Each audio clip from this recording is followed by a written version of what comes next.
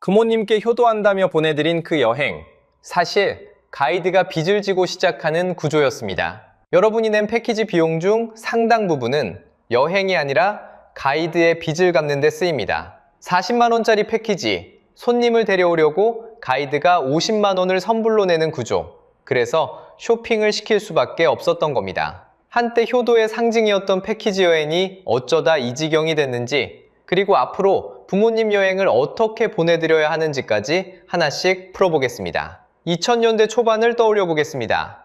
아버지가 처음 여권을 만들던 날, 기억나시나요? 해외여행이라는 건 특별한 사람들만 가는 거라고 생각하던 시절이었습니다. 그때 등장한 게 바로 패키지 여행이었습니다. 인터넷은 느리고 불안했습니다.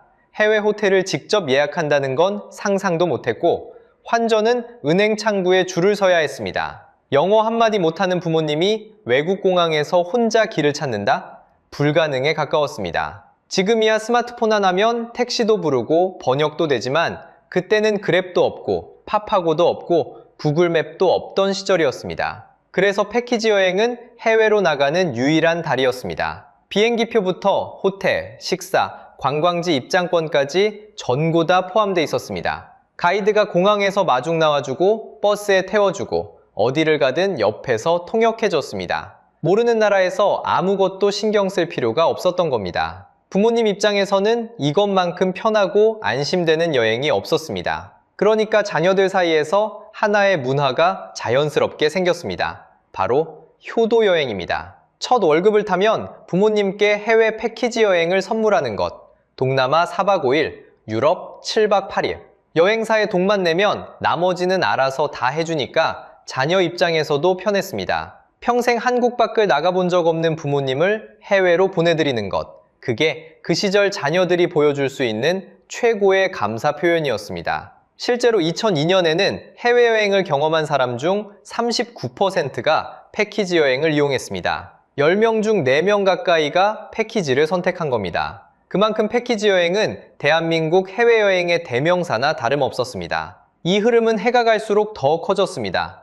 저가 항공이 늘어나고 비행기 값이 내려가면서 해외여행 자체가 대중화됐습니다. 2019년에는 한국인 해외여행 출국자 수가 2,871만 명을 찍었습니다. 대한민국 전체 인구의 절반이 넘는 숫자가 해외로 나간 겁니다. 여행 산업은 그야말로 전성기를 맞이했습니다. 공항 출국장에는 같은 색 모자를 쓴 패키지 여행객들이 줄을 이었고, 가이드 깃발을 따라 이동하는 부모님 세대의 모습은 공항 어디서든 볼 수 있는 익숙한 풍경이었습니다. 여행사마다 더 싼 가격으로 더 많은 손님을 모으려고 경쟁했고, 소비자들은 가격이 내려갈수록 좋아했습니다. 이 시장이 무너질 거라고 생각한 사람은 아무도 없었습니다. 그런데 이 따뜻한 효도 여행 뒤에는 아무도 몰랐던 돈의 구조가 숨어 있었습니다. 여러분이 패키지 여행을 예약하면 돈이 어디로 흘러가는지 아시나요? 보통 이렇게 생각하실 겁니다.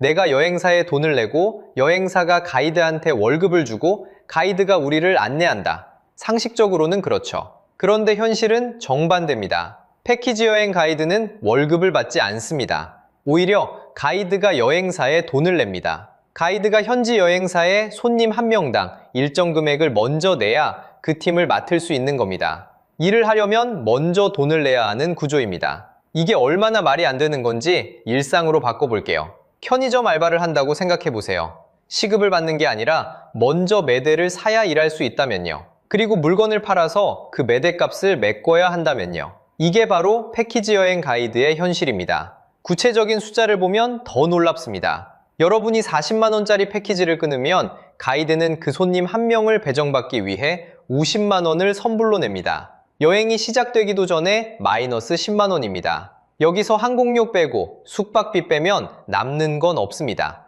빚입니다. 그러면 가이드는 이 빚을 어떻게 갚을까요? 답은 하나밖에 없습니다. 쇼핑입니다. 가이드가 관광객을 쇼핑센터에 데려가면 쇼핑센터에서 커미션을 줍니다. 관광객이 물건을 사야만 가이드한테 돈이 들어오는 구조입니다. 그래서 버스 안에서 몇 시간씩 쇼핑 이야기를 하고 꼭 들러야 하는 가게가 있다며 일정을 짜는 겁니다. 가이드 입장에서는 여러분이 물건을 사야 오늘 밥을 먹을 수 있으니까요. 그런데 여기서 더 소름 돋는 게 있습니다. 여행사도 이 구조를 알고 있습니다. 알고 있는 정도가 아니라 이 구조를 더 부추깁니다. 여행사는 추가 코스나 쇼핑을 많이 파는 가이드한테 더 많은 팀을 몰아줍니다. 반대로 쇼핑을 안 시키는 가이드는 일감이 줄어듭니다. 결국 살아남으려면 쇼핑을 시킬 수밖에 없는 겁니다. 정리하면 이렇습니다. 여러분이 40만 원을 내면 가이드는 50만 원을 먼저 냅니다. 빚을 갚으려고 쇼핑을 시킵니다. 쇼핑을 잘 시키는 가이드만 다음 일감을 받습니다. 이걸 보면 한 가지가 분명해집니다. 가이드가 나빠서 쇼핑을 시키는 게 아닙니다. 나쁜 가이드가 문제가 아니라 나쁜 구조가 문제입니다.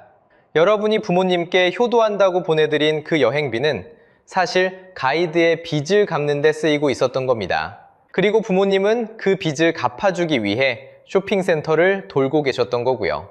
하지만 이건 빙산의 일각이었습니다.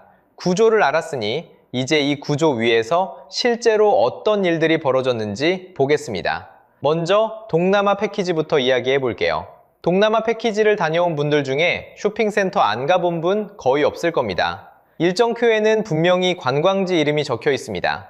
그런데 막상 도착해보면 그곳은 관광지가 아니라 쇼핑센터입니다. 라텍스 매장, 보석 가게, 악어 가죽 가방 매장. 가이드가 자연스럽게 안내하면서 이렇게 말합니다.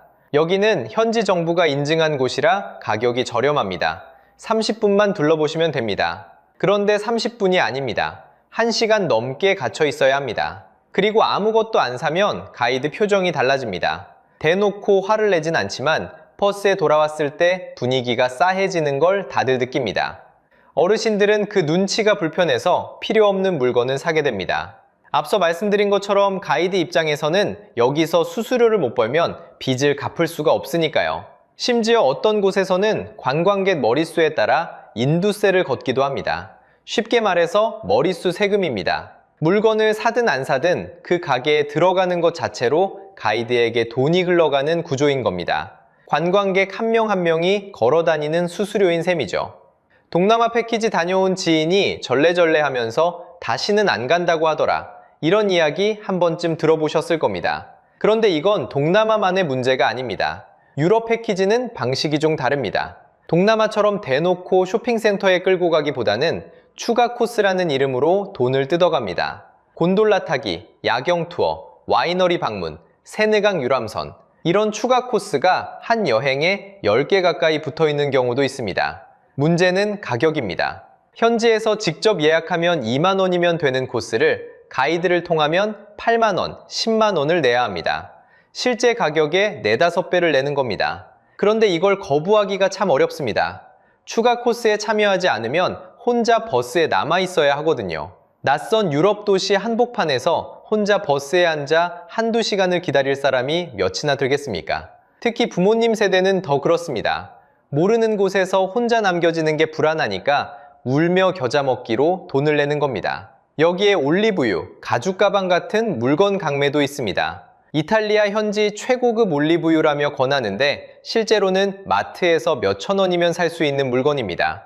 하지만 현지 물가를 모르는 관광객 입장에서는 비교할 방법이 없으니 가이드 말만 믿고 사게 됩니다.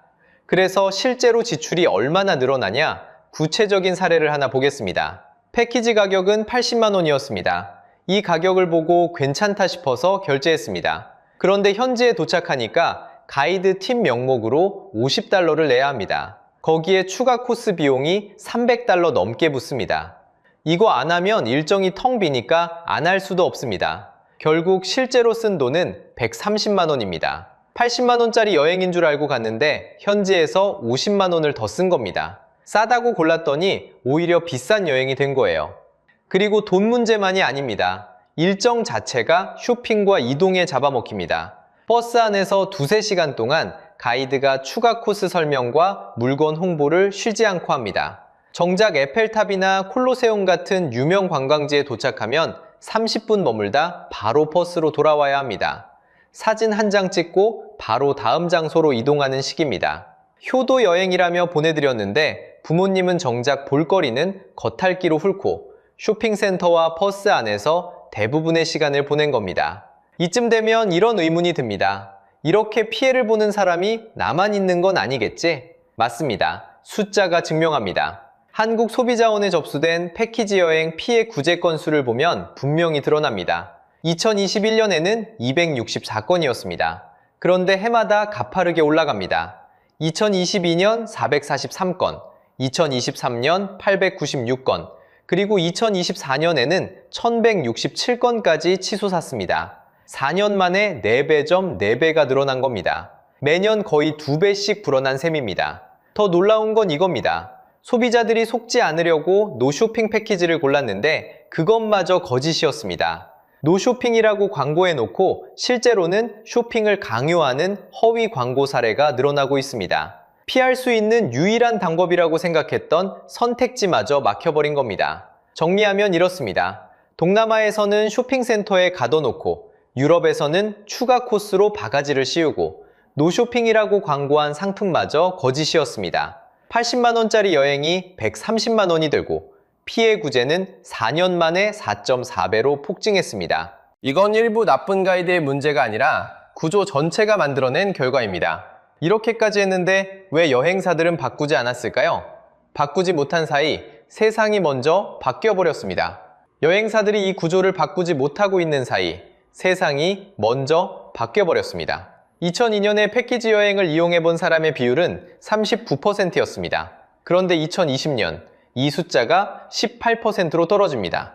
20년도 안 되는 사이에 반토막이 난 겁니다. 원인은 스마트폰입니다. 패키지 여행이 필요했던 이유가 뭐였죠? 언어가 안 통하고 길을 모르고 교통편을 못 잡으니까 가이드가 필요했던 겁니다. 그런데 이 세 가지가 앱 3개로 전부 해결돼 버렸습니다. 파파고 하나면 14개 언어가 실시간으로 번역됩니다. 메뉴판을 카메라로 비추면 한국어로 바뀝니다. 구글 맵은 오프라인 지도를 미리 받아두면 인터넷 없이도 길을 찾을 수 있습니다. 동남아 여행에서 가장 스트레스 받던 택시 바가지는 그랩이 해결했습니다. 앱에서 행선지를 찍으면 가격이 미리 나오고 카드로 결제되니까 흥정 자체가 필요 없습니다. 유튜브와 블로그도 한몫했습니다. 예전에는 가이드만 알던 맛집과 숙소 정보가 이제 검색 한 번이면 후기가 수백 개씩 나옵니다. 가이드의 정보 독점이 깨진 겁니다. 결과는 숫자가 보여줍니다. 2024년 기준 개별 여행 59.2%, 패키지 여행 33.5%, 자유여행이 패키지의 거의 2배입니다. 모바일 예약 비중도 42.8%까지 올라왔습니다. 20대에서 40대 사이에서는 항공과 숙박만 묻고 나머지는 자유롭게 다니는 반자유 패키지가 핵심 선택지로 떠올랐습니다. 패키지의 편리함은 가져가되 쇼핑 강요는 빼버린 겁니다. 쇼핑을 시키고 바가지를 씌우는 구조를 20년 넘게 안 바꿨는데 더 좋은 선택지가 생겼으니 소비자가 떠나는 건 당연합니다. 소비자를 호구로 본 대가를 시장이 정확하게 돌려준 겁니다. 그렇다면 패키지 여행은 이제 완전히 끝난 걸까요? 여행사들의 현실을 한번 보겠습니다. 노란풍선이라는 여행사가 있습니다. 2024년 매출이 1319억 원이었습니다. 역대 최대 매출입니다. 숫자만 보면 잘 나가는 것 같죠? 그런데 순이익은 마이너스 48억 원입니다. 역대 최대로 팔았는데 오히려 돈을 잃은 겁니다. 롯데 관광개발은 더합니다. 마이너스 1166억 원 적자입니다. 매출은 커지는데 남는 돈은 없다. 이걸 속빈강정이라고 합니다.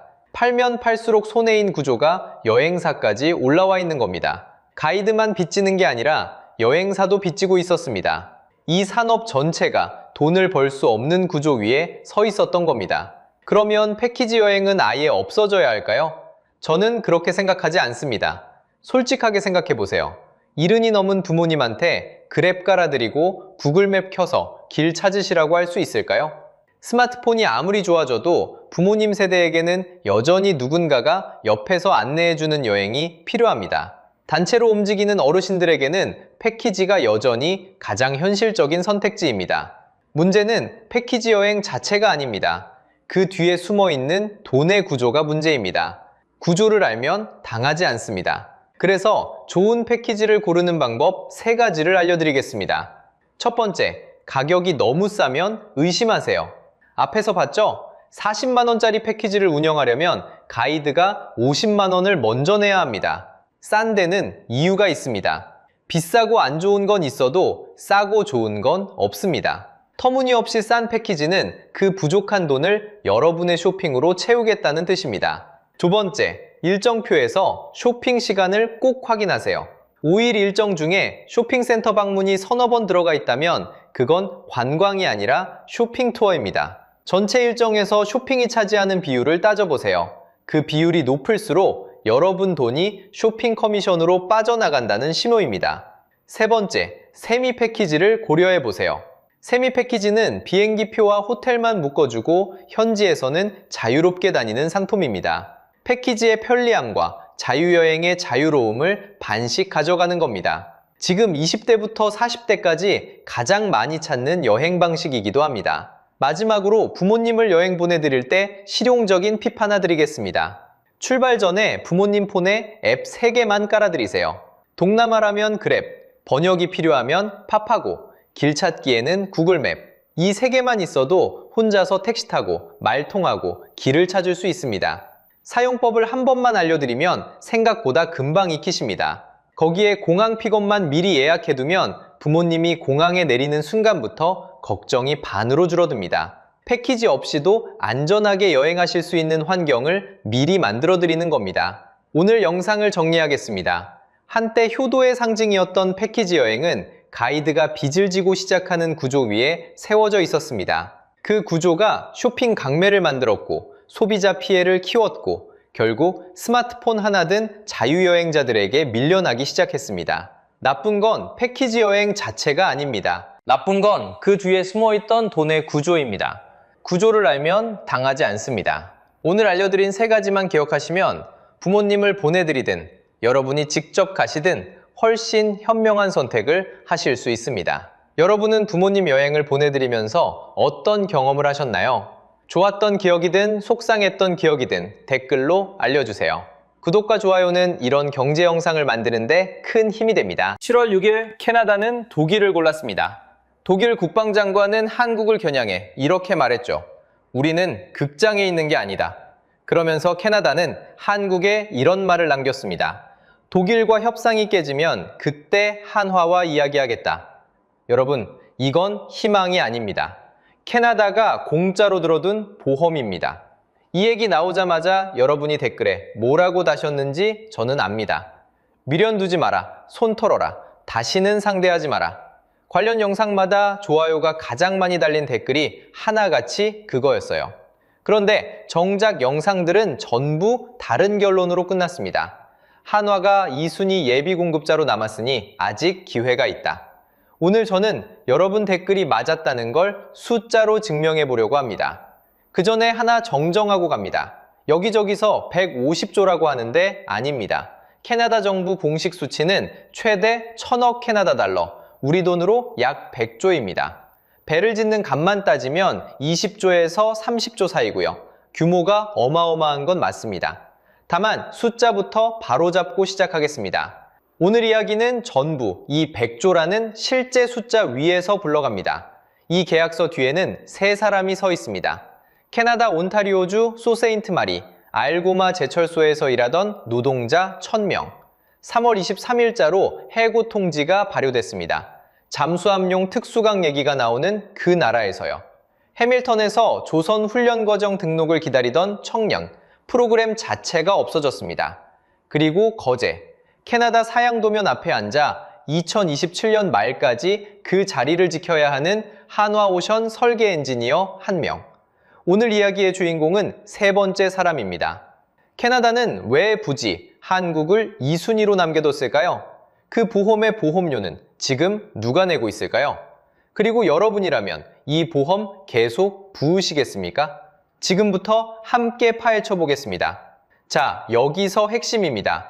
7월 6일 헬리팩스에서 카니 총리가 발표한 건 계약서가 아닙니다. 우선 협상 대상자 선정이에요. 쉽게 말하면요, 도장을 찍은 게 아니라 먼저 이야기해 봅시다 하는 순번표를 뽑아준 겁니다. 최종 계약 목표 시점은 2027년 말입니다. 앞으로 1년 반, 확정된 건 아무것도 없어요. 사업 이름은 캐나다 순찰 잠수함 사업입니다. 독일과 노르웨이가 같이 만든 2일 ECD라는 배를 최대 12척 들여옵니다. 배를 짓는 값만 20조에서 30조, 30년 굴리는 비용까지 다 더하면 최대 100조입니다. 그런데 카니 총리는 그 자리에서 한 문장을 더 남겼습니다. 독일 TKMS와 협상이 결렬되면 한화오션과 협상을 개시할 권리를 갖는다. 그리고 덧붙였죠. 양쪽 배 모두 캐나다 해군의 까다로운 요건을 충족했다고요. 이 평가 그냥 넘기지 마세요. 한국 배가 모자라서 떨어진 게 아니라는 뜻입니다. 캐나다 해군의 기준선은 우리 배도 넘었어요. 그러니까 한화는 탈락한 게 아니라 대기실에 앉아 있는 겁니다. 국내 보도는 이 문장을 희망으로 읽었습니다. 관련 영상들도 전부 여기서 끝났어요. 아직 기회가 남아있다고요. 저도 처음엔 그렇게 읽었습니다. 그런데 이 문장을 계약서의 언어로 다시 읽어보세요. 전혀 다른 물건이랍니다. 보험을 한번 생각해 보시죠. 여러분이 자동차 보험을 듭니다. 매달 보험료를 냅니다. 그러다 사고가 나면 보험사가 보험금을 줍니다. 주고받는 게 있어야 계약이에요. 캐나다가 지금 손에 쥔 게 딱 그겁니다. 독일이 값을 올리거나 날짜를 미루는 사고가 났을 때 꺼내 쓸 배체 공급자. 그게 한화오션입니다. 캐나다 입장에서 이건 보험이에요. 그런데 이 계약서에는 이상한 점이 하나 있습니다. 보험료 항목이 없어요. 캐나다는 한 푼도 내지 않았습니다. 계약금도 없고 유지비도 없고 위약금 조항도 없습니다. 그냥 발표 자리에서 말 한마디를 남겼을 뿐이에요. 상식적으로 생각하면 이상하죠. 세상에 공짜 보험은 없습니다. 보험이 굴러가고 있다면 보험료는 어딘가에서 나가고 있다는 뜻이에요. 캐나다가 안 냈다면 그럼 도대체 누가 내고 있는 걸까요? 이 티켓의 정체를 알려면 세 가지를 순서대로 봐야 합니다. 첫째, 독일이 약속한 날짜. 둘째, 그 날짜가 흔들릴 확률. 셋째, 그 확률을 기다리는 값. 그러려면 먼저 독일이 도대체 무슨 배로 2034년을 약속했는지부터 봐야 합니다. 2026년 5월 28일 캐나다 오타와의 방산 전시회 캔색. 독일 국방장관 피스토리우스가 직접 무대에 섰습니다. 그리고 한국을 겨냥해 한마디를 던졌죠. 우리는 극장에 있는 게 아니다. 보여주기가 아니라 경험과 기술을 증명하는 게 중요하다는 뜻이었습니다. 그때 한국은 도산 안창호함 실무를 끌고 가 시연하던 중이었습니다. 자, 여기서 핵심입니다. 숫자로 보면요. 2026년 7월 현재 실전 취역해 바다에서 굴러가고 있는 212CD는 전 세계에 몇 척일까요? 0척입니다. 한 척도 없습니다. 초도함은 노르웨이 몫이에요. 2023년 9월 독일 킬에서 건조를 시작했고 인도 예정은 2029년입니다. 독일 해군이 받을 배는 2031년과 2034년이죠. 쉽게 말하면요. 아직 도면과 강판 사이 어딘가에 있는 배입니다. 그런데 이상하죠. 날짜가 두 번 당겨졌습니다. 5월 캔색에서 독일이 약속한 건 2036년까지 4척이었습니다. 7월 발표에선 첫 4척을 2034년까지로 바뀌었죠. 캐나다가 요구한 시한은 2035년이었습니다. 그보다도 한 해 앞선 날짜를 스스로 부른 겁니다.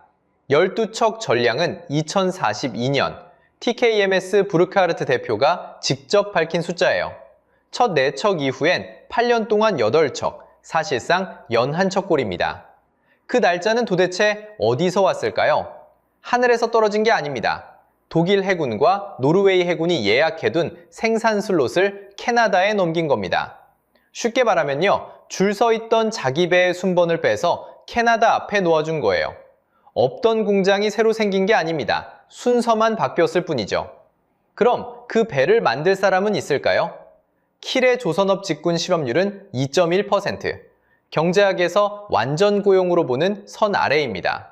뽑고 싶어도 뽑을 사람이 없다는 뜻이죠. 핵심 직군 하나를 채우는데 걸리는 시간은 2020년 45일에서 2024년 127일로 늘었습니다. 킬 해양 인력의 35%는 55세 이상이고요. 지금 올라와 있는 채용 공고만 330건이 넘습니다. 비스마어 조선소 1,500명도 뽑았다가 아니라 2029년까지 뽑을 예정입니다. 여기서 하나 정정하고 갑니다. 그렇다고 독일이 못 만든다고 단정하면 안 됩니다. 부르크하르트 대표는 킬에 2억 5천만 유로를 들여 8배의 신규 건조시설을 짓고 있습니다. 완성되면 순수 건조 기간을 20% 넘게 줄일 수 있다고 했죠. 그리고 못 박았습니다. 캐나다를 포함한 수주잔고 전량을 약속한 납기안에 인도할 수 있다고요. 독일이 망한다는 얘기가 아닙니다. 리스크 지적과 회사의 자신감이 팽팽하게 맞선 상태입니다. 그럼 심판은 뭐라고 할까요? 미국 스팀슨 센터는 이 사업의 최대 리스크로 기술력도 가격도 아닌 딱 하나를 지목했습니다. 약속한 날짜에 실제로 배를 뽑아내는 건조 능력, 그리고 처음 만드는 배의 위험입니다. 전례도 있습니다. 2000년 그리스는 같은 회사의 214형 첫 고객이었습니다. 목표는 2005년 인도였죠. 시운전에서 기술 결함이 나왔고 계약 분쟁으로 번졌습니다. 결과는 약 5년 지연이었습니다. 도면과 배는 다릅니다. 극장에 있는 게 아니라고 말한 쪽이 정작 물에 띄워본 적 없는 배를 들고 온 겁니다. 여기까지면 딱 통쾌하죠. 그런데 이 얘기의 진짜 문제는 독일이 아니라 우리한테 있습니다. 결렬 확률이 0이 아니라는 것. 바로 이 지점에서 2순위니까 아직 희망이라는 말이 나옵니다. 그럼 이제 그 희망의 값을 계산해 봅시다. 2순위 예비 공급자로 남는다. 이 말을 가만히 서서 기다리는 걸로 들으셨다면 그건 오해입니다. 캐나다 사양은 캐나다 사양입니다. 태평양과 대서양과 북극해 3대양을 동시에 띄어야 하는 배입니다. 세계에서 가장 긴 해안선을 감당해야 하는 배고요. 그 까다로운 요구 조건을 살아있는 상태로 유지하고 갱신하려면 그 도면 앞에 사람이 앉아 있어야 합니다. 여기서 용어 하나만 바로잡고 가겠습니다. 예비 공급자, 2순위. 우리는 이 말을 보험사쯤으로 들었습니다. 사고가 나면 우리한테 연락이 오겠지 하고요. 그런데 이 구도에서 보험사는 한화가 아닙니다. 한화가 보험 그 자체예요. 캐나다가 들어둔 보험이고 캐나다는 그 보험료를 한 푼도 내지 않습니다. 자, 여기서 핵심입니다. 이 보험의 월 납입금은 돈이 아닙니다. 사람입니다. 캐나다를 위해 대기시킨 설계 엔지니어 한 명은 필리핀에도 그리스에도 못 갑니다. 명세서를 한 줄씩 읽어보겠습니다. 첫 번째 항목, 사람입니다. 2027년 말까지 캐나다 도면에 묶이는 설계 인력이죠. 만기는 1년 반 뒤입니다. 두 번째 항목, 자리입니다.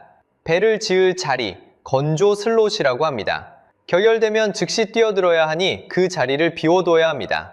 비워두지 않더라도 최소한 그 자리에 다른 나라의 계약을 확정적으로 꽂아 넣지는 못하는 거예요. 자리는 하나뿐이니까요. 캐나다를 기다리는 자리는 그동안 아무 배도 짓지 않는 자리입니다. 세 번째 항목, 시간입니다. 1년 반. 하나오션 특수선 사업부가 지금 협의 중인 것들이 있습니다. 태국 수상함, 그리고 필리핀과 콜롬비아와 칠레와 그리스의 잠수함, 중동 분함 수요, 그 줄에 넣을 수 있었던 1년 반입니다. 그 1년 반 동안 거제의 엔지니어 한 명은 캐나다 도면만 봅니다. 그럼 보험금은요? 보험은 사고가 나면 돈을 줍니다. 그게 보험이니까요. 그런데 이 보험은 사고가 나도, 그러니까 독일과의 협상이 실제로 결렬돼도 한화에게 계약을 자동으로 주지 않습니다. 카니 총리의 문장을 다시 읽어보겠습니다. 결렬되면 하나오션과 협상을 개시할 권리를 갖는다. 여기서 주어를 보세요. 권리를 갖는 쪽은 한화가 아니라 캐나다입니다. 그리고 그 권리의 내용은 계약이 아닙니다. 협상 개시입니다. 개시할지 말지조차 캐나다가 정합니다. 쉽게 말하면요, 보험료는 한국이 내고 보험금을 줄지 말지는 캐나다가 쥐고 있는 계약입니다. 보험료 자동이체는 이미 시작됐고 여러분은 통장을 안 봤을 뿐입니다. 사람과 자리와 시간, 세 항목이 다 나갔는데 받는 칸은 비어 있습니다. 이게 우리가 희망이라고 부른 물건의 명세서입니다. 물론 문이 완전히 닫힌 건 아닙니다. 2027년 말 전까지 가능성은 살아있습니다. 문제는 가능성의 크기가 아니라 그 가능성을 붙잡고 있는 값입니다. 이 순위를 붙잡고 2027년을 기다릴까요? 지금 손 털고 다른 줄에 설까요? 판단은 조금 뒤로 미루겠습니다. 아직 보여드릴 숫자가 남아있습니다. 왜냐하면 캐나다는 이미 다른 줄에 서 있거든요. 그것도 발표 이틀 만에. 발표 이틀 뒤였습니다. 2026년 7월 7일 독일 TKMS가 캐나다 알고마 스틸에 먼저 전화를 걸었습니다. 테리 헨 하원 의원이 중간에서 자리를 만들었고 알고마 대변인은 이렇게 확인했습니다. 연락을 받았고 논의를 기대한다고요. 보험사가 사고 접수를 받자마자 다른 정비소에 전화를 겁니다. 그것도 이틀 만에. 그 알고마가 어떤 회사인지 아십니까? 원래 한화의 카드였습니다. 2026년 1월 26일 한화오션은 알고마와 구속력 있는 계약서에 서명했습니다. 미화 2억 5천만 달러, 우리 돈으로 약 3,450억 원. 수 세인트마리에 강제 공장을 짓고 알고마 제품을 사주겠다는 약속이었죠. 알고마는 그 약속이 절실했습니다. 미국이 철강에 50% 관세를 때리면서 대미 출하 비중이 45에서 55% 수준이던 것이 28%로 주저앉았거든요. 1분기 순손실만 캐나다 달러 1억 5,940만, 노동자 1,000명에게 해고를 통보했고 정부 대출 5억 캐나다 달러로 겨우 버티던 회사입니다. 여기서 하나 정정하고 갑니다. 흔히 말하는 500명 재고용은 확정된 일자리가 아니었습니다. 산업부 장관이 공장이 실현되면 최대 500명까지 다시 뽑을 수 있다고 한 전망치였어요. 그리고 탈락과 동시에 그 모든 게 멈췄습니다. 해밀턴 모호크 칼리지와 온타리오 심야들을 묶은 조선 훈련 사업도 종료됐습니다. 현지 방송 제목이 그대로였죠. All of it stops. 전부 멈춘다. 오해는 마십시오. 감정적 보복이 아닙니다. 애초에 사업 선정을 전제로 짜인 조건부 약속이었고 전제가 무너지자 자동으로 꺼진 겁니다. 수 세인트마리 시장은 실망 성명을 냈습니다. 미국 관세가 알고마를 계속 때리는 지금 연방정부는 캐나다산 철강을 쓸 다른 기회를 만들어야 한다고요. 그 다른 기회의 전화를 건 쪽이 독일이었던 겁니다. 그렇다고 캐나다가 무너진다는 얘기도 아닙니다. 온타리오 시비아드 대표 숀 파돌로는 훈련선을 자체 부담으로 계속 짓겠다고 밝혔습니다. 독일은 이미 6월에 온타리오 웰랜드에 발브루나에 특수강 70톤을 발주했어요. 캐나다에서 유일하게 잠수함용 비자성 강제를 만드는 회사입니다. 마젤란의 어뢰 공장, 콩스버그의 전투체계까지 독일 쪽 공급망은 벌써 짜이고 있습니다. 자, 여기서 핵심입니다. 캐나다에게 이 순위 티켓은 한화를 위한 배려가 아니에요.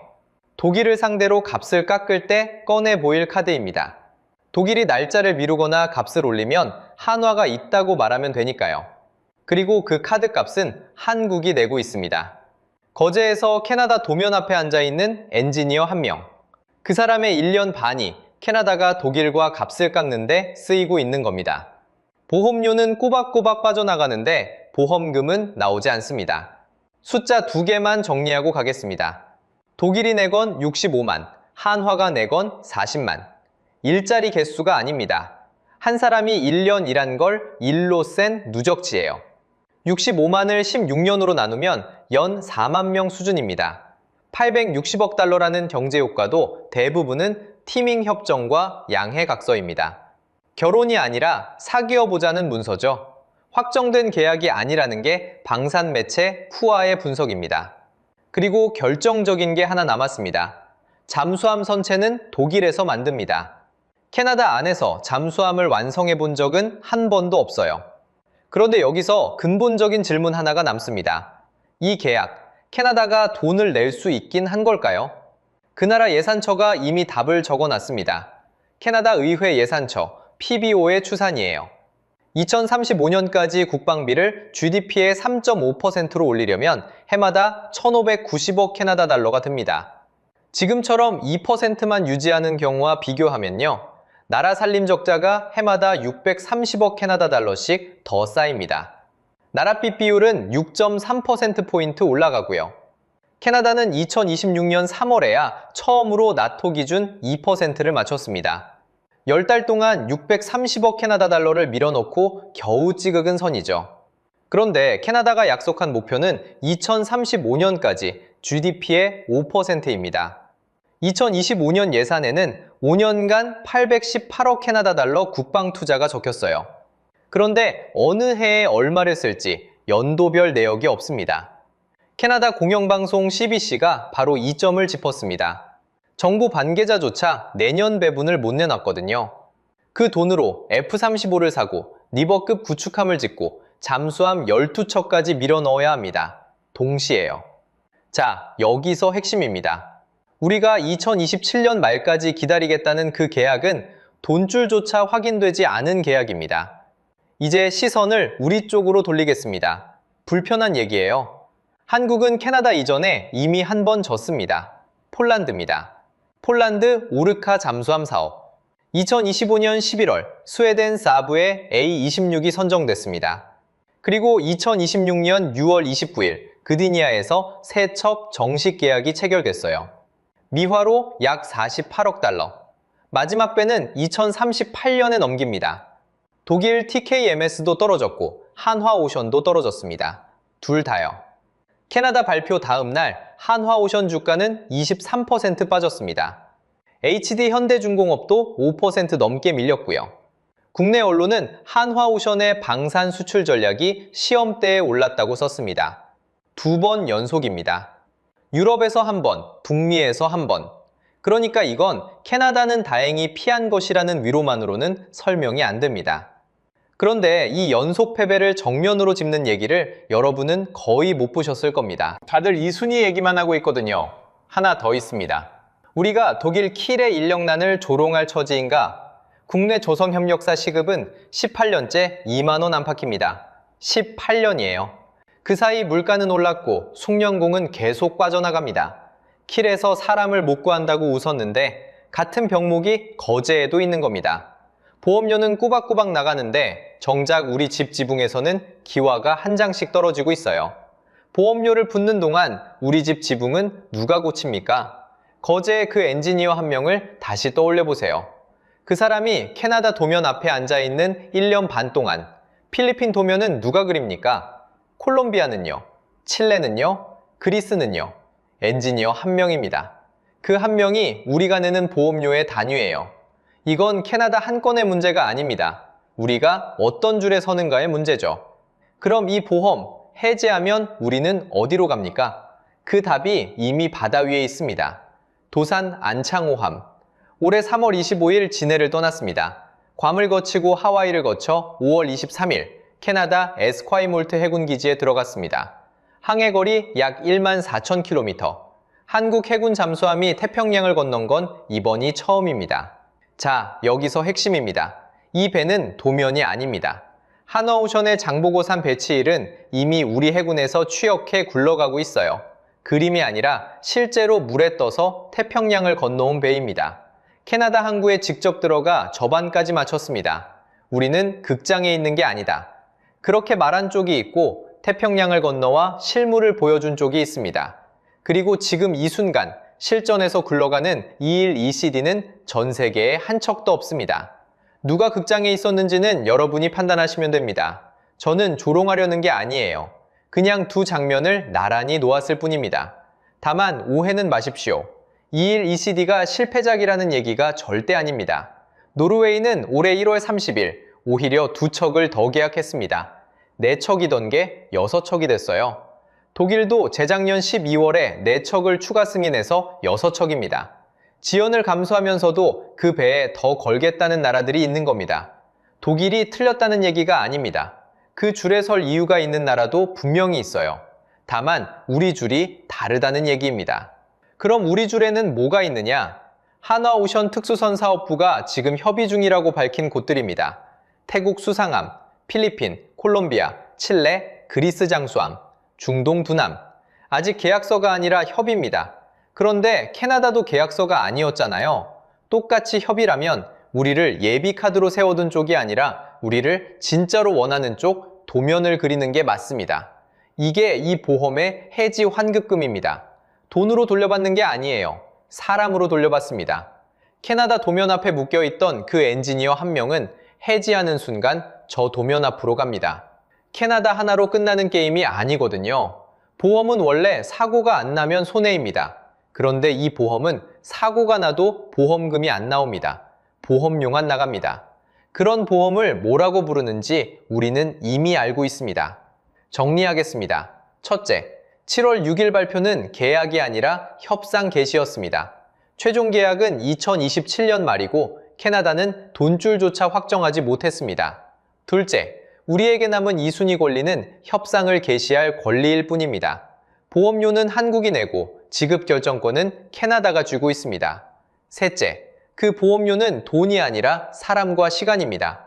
지금 필리핀으로, 그리스로, 칠레로 갈 수 있는 엔지니어 1명이 캐나다 도면 앞에 묶여 있습니다.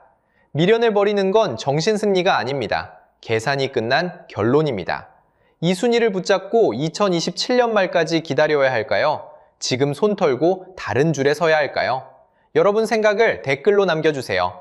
오늘 영상이 유익하셨다면 구독과 좋아요 부탁드립니다. 시청해주셔서 감사합니다.